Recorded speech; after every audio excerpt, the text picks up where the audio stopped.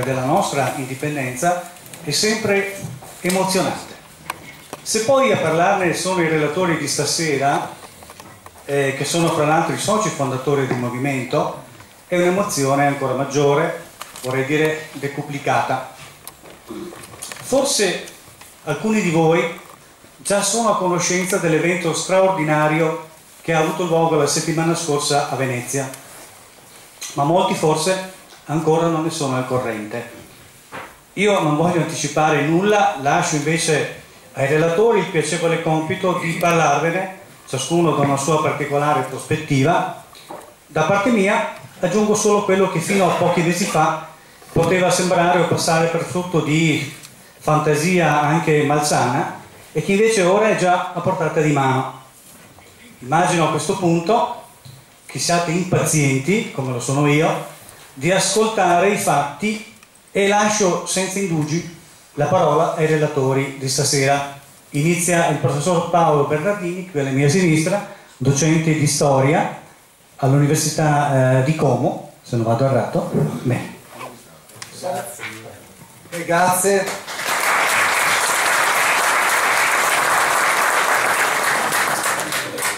Per me è un grandissimo onore e un grandissimo piacere essere qui questa sera, perché so quanto il nostro segretario, il professor Enrico Pizzati, ami la propria città e quanto stiano facendo gli amici al mio fianco per l'indipendenza del Veneto. Nel mio caso particolare non sono veneto, io sono nato a Genova, sono nato nella Superba, anche se ogni tanto la Superba si faceva chiamare Serenissima, forse per invidia di Venezia. E insegno a Como, insegno molto vicino alla riva sinistra d'Adda, che una volta era territorio veneziano.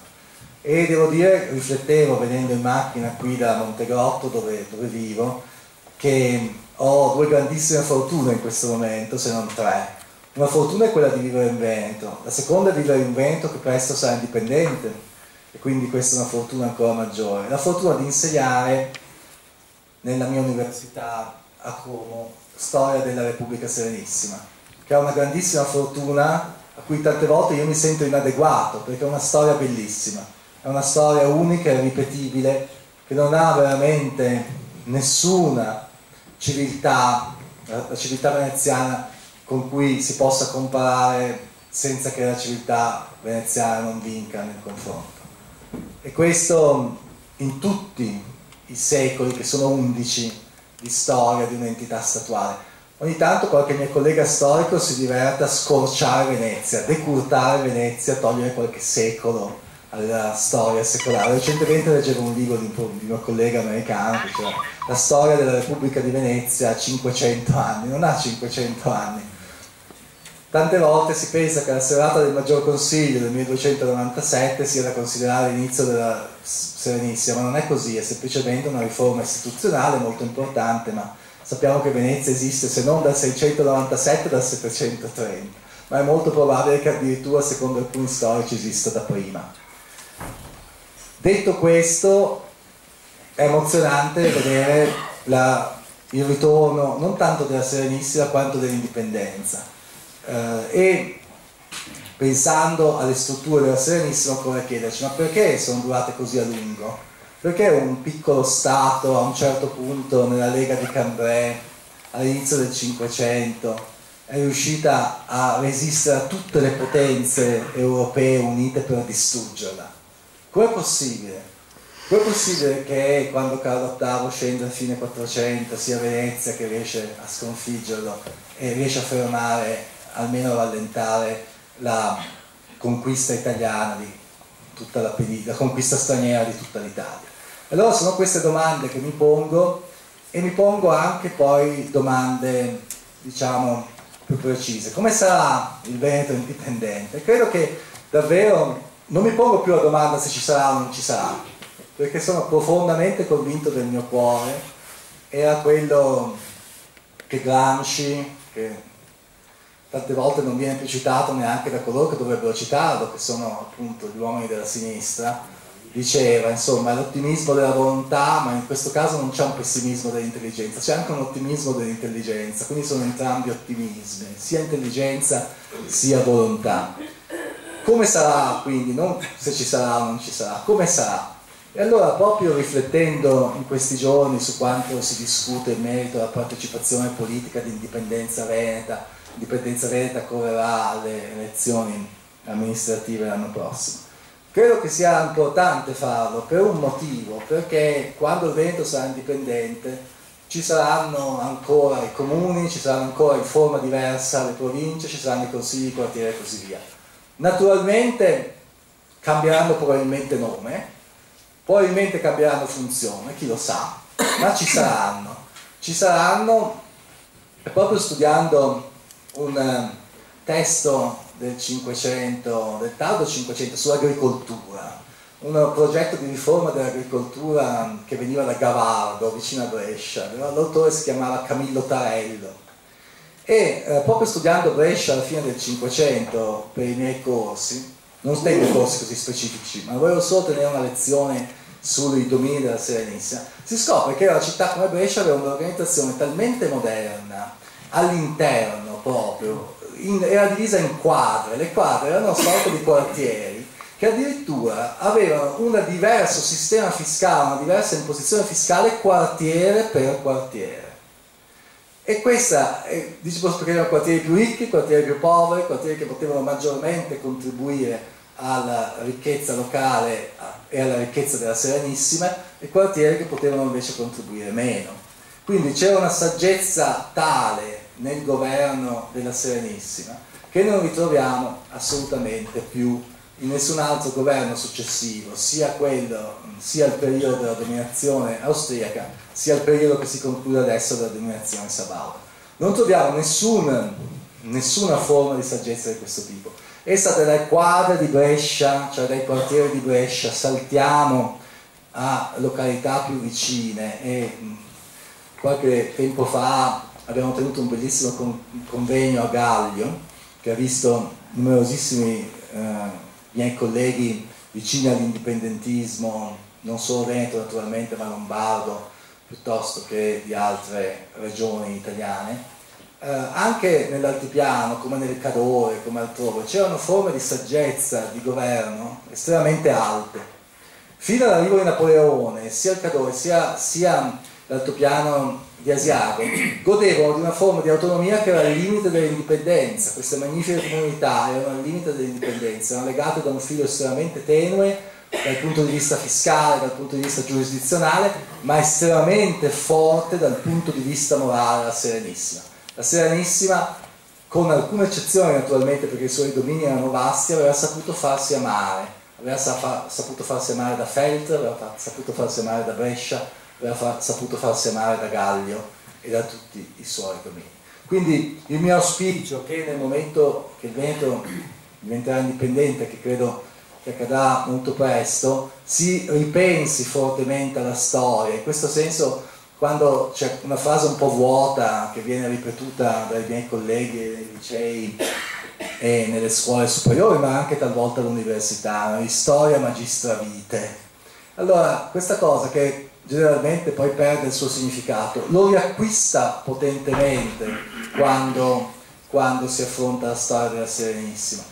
Lo riacquista perché un governo che regge per 1100 anni, anche se in forme diverse, anche se gli storici tendono a dire ma i primi 29 dogi in realtà erano solamente dei monarchi, tant'è vero che hanno perso molti la vita e anche la vista perché sono stati accecati. Molti sono scappati, molti non hanno accettato neanche la carica dogale per paura della propria vita, però Venezia continuava a crescere, continuava a espandersi, continuava a produrre ricchezza, continuava ad acquisire territori in una forma o nell'altra, e questo l'ha fatto per 1100 anni, e per 1100 anni è stato un modello per il mondo. Quindi la parentesi italiana è una parentesi alla fine molto breve, è una parentesi molto breve, come molto breve è stata la parentesi austriaca. La parentesi austriaca ha avuto anche un ritorno di una repubblica, e attenzione, Daniele Manin si poneva le stesse questioni che ci poniamo noi oggi, no? Cosa facciamo nel 48? Che tipo di repubblica diamo a Venezia in questo anno di libertà di una città sotto assedio da parte degli austriaci? Dobbiamo tornare alla Serenissima o non tornare? Dobbiamo tornare a che cosa? Dobbiamo tornare a quel progetto giacobino di cui parla Ugo Foscolo, che dura pochissimo, Che cosa bisogna tornare? E alla fine purtroppo per Daniele Manin non ci fu modo, non ci fu tempo per dare una connotazione caratteristica alla sua Repubblica. Da allora poi c'è stato il 1866, c'è stata un'annessione truffaldina, un referendum truffaldino, che è un plebiscito, che non era un referendum.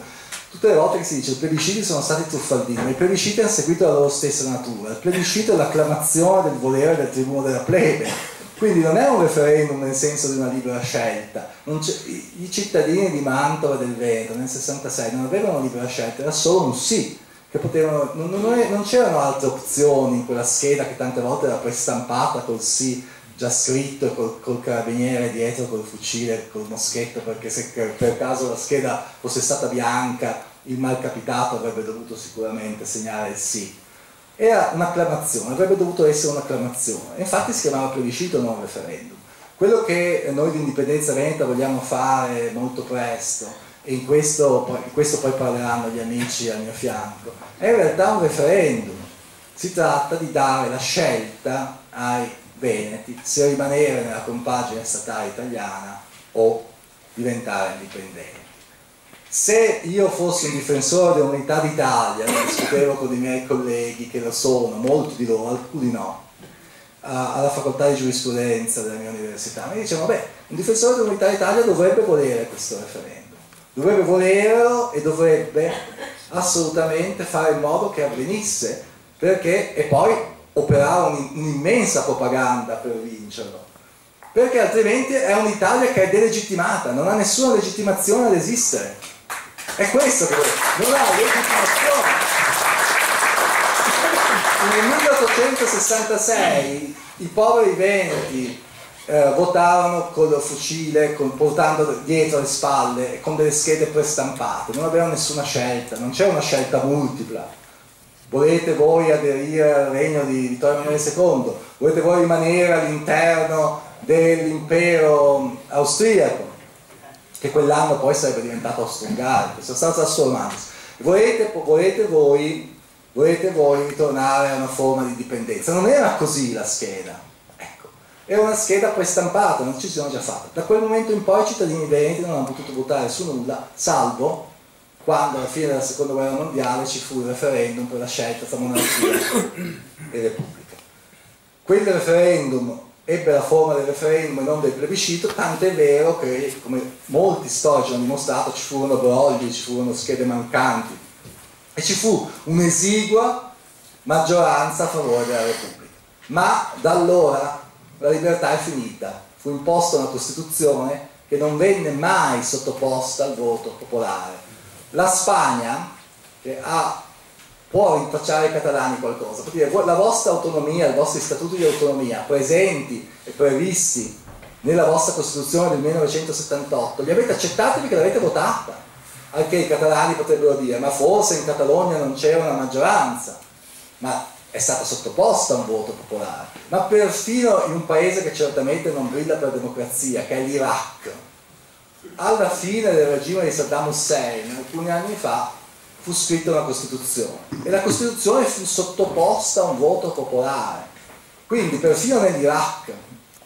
Quindi lo Stato italiano, coloro che difendono l'unità d'Italia, dovrebbero essere i primi a volere questo referendum, tanto più lo ostacolo quanto più dimostrano di essere una dittatura, e quindi tanto più questo referendum sarà vinto col massimo con la maggioranza più alta da parte dei veneti, poi quando lo faranno i sardi, così. Se ci fosse qualcuno che pensa, anziché rubare, e purtroppo passano il tempo a rubare e non pensare, che sono due cose diverse, perché pensare sviluppa anche le qualità morali dell'individuo ed è qualcosa che è lontano da rubare, bene a Roma vorrebbero questo referendum. Con questo concludo e vi ringrazio tantissimo.